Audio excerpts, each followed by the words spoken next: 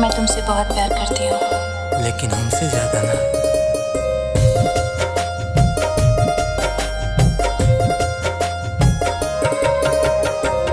मेरी किस्मतों को मिले हाथ तेरे, फिर से लकीरें दिखने लगी।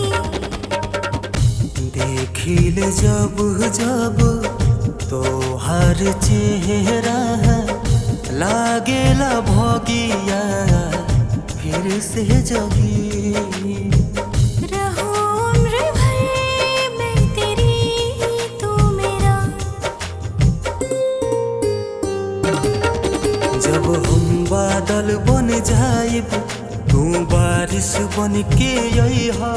जब सांस भी कम पड़ जाए तू हमारा दिल में समइहा। रिमझिम सावन की बूंदे तू हर मौसम बरसेहा। जब सांस भी कम पड़ जाए तू हमरा दिल में समइहा।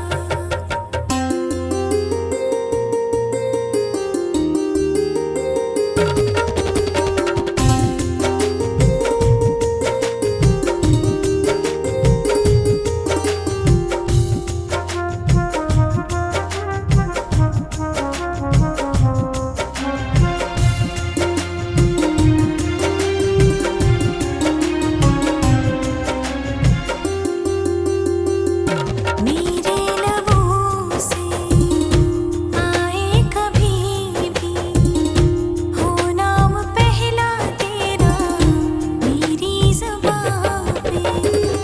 अखिया के काजल पागल करेला जानू हो मर जाएला यही अदा पे। बना लूंगी मैं अब तुझे ही खुदा। जब हम बादल बन जाइब तू बारिश बन के अइहा। जब सांस भी कम पड़ जाए तू हमारा दिल में समइहा। रिमझिम सा